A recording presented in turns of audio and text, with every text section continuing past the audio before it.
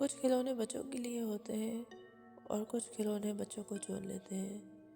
یہ کہانی ہے ایک ایسے بچے کی جس نے کبھی اس گڑیا کو خود نہیں خریدا، لیکن وہ گڑیا ہر رات اس کے پاس ہوتی تھی اور پھر ایک دن نہ بچہ رہا اور نہ گڑیا۔ السلام علیکم، امید کرتی ہوں کہ آپ سب خیریت سے ہوں گے۔ جو جہاں سے سن رہے ہیں، اللہ پاک سب کو اپنے حفظ و امان میں رکھیں، آسانیاں بانٹنے اور آسانیاں کرنے کی توفیق عطا فرمائے۔ چلتے ہیں کہانی کی طرف۔ ہم ایک درمیانے طبقے کے خاندان میں رہتے تھے۔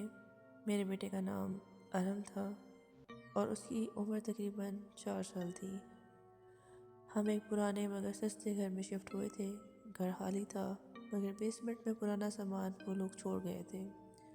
صفائی کے دوران ارم نے ایک پرانے کپڑوں میں لپٹی گڑیا اٹھائی۔ گڑیا کی آنکھیں غیر معمولی طور پر حقیقی لگ رہی تھیں۔ میری بیوی نے کہا اسے پھینک دو، یہ اچھی نہیں لگ رہی، لیکن ارم نے بولا یہ میری دوست ہے اور یہ مجھے پہچانتی ہے۔ حیرت کی بات یہ تھی کہ گڑیا بولتی نہیں تھی، نہ ہی اس کی کوئی آواز تھی، نہ ہی اس کی کوئی بیٹری تھی، لیکن ارم اس سے باتیں کرتا تھا۔ وہ اسے رات کو کہانیاں سناتا تھا، اس کے کان میں سرگوشی کرتا تھا۔ ایک دن میں نے پوچھا، بیٹا گڑیا تمہیں کیا کہتی ہے؟ وہ بولا یہ مجھے کچھ نہیں کہتی، یہ بس سنتی ہے اور رات کو جاگتی ہے اور مجھے دیکھتی ہے۔ ارم اکیلا رہنے لگا تھا۔ اس کی آنکھوں کے نیچے سیاہ حلقے آ گئے تھے۔ وہ رات کو خود سے باتیں کرتا تھا۔ ایک رات میں نے اسے کہتے سنا، وہ کہہ رہا تھا، نہیں میں ابو کو نہیں چھوڑ سکتا۔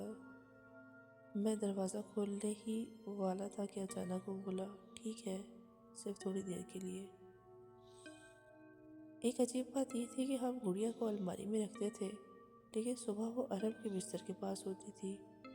ہم نے اس کو بیسمنٹ میں بھی رکھا، بلکہ گھر کے باہر ڈسٹ بن میں بھی پھینک دیا اور ایک دفعہ اس کو دفن کرنے کی بھی کوشش کی، لیکن اگلی صبح وہ گڑیا اس کے پاس ہوتی تھی، کچن کی میز کے پاس ہوتی تھی یا اس کے کپڑوں کے پاس ہوتی تھی۔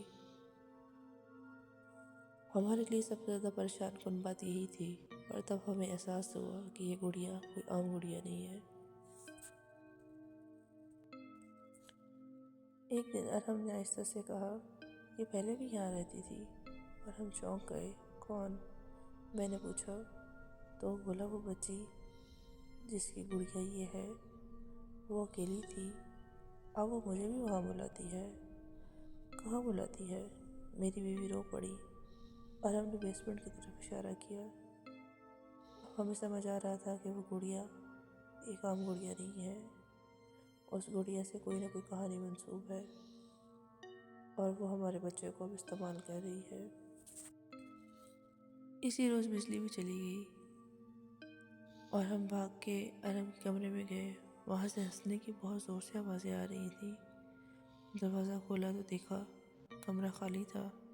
وہاں صرف گڑیا پڑی ہوئی تھی جو بستر پہ بیٹھی تھی اور اس کا چہرہ ہماری طرف تھا۔ ہمارا بیٹا بھاگا ہی نہیں تھا۔ ہم نے پورا گھر، پورا بیسمنٹ چھان مارا، لیکن ہمیں ہمارا ارم نہیں ملا۔ پولیس، محلہ سب آئے، کوئی سراغ نہیں ملا۔ صرف بیسمنٹ کی دیواروں پر چھوٹے چھوٹے ہاتھوں کے نشان تھے اور ان کے بیچ کہیں گڑیا رکھی ہوئی تھی۔ بعد میں پتہ چلا کہ سالوں پہلے اس گھر میں ایک بچی تھی جو بیسمنٹ میں بند ہو کر مر گئی تھی، اسی کی یہ گڑیا تھی، اور آج نہ وہ گڑیا ہے اور نہ ہی ہمارا ارم۔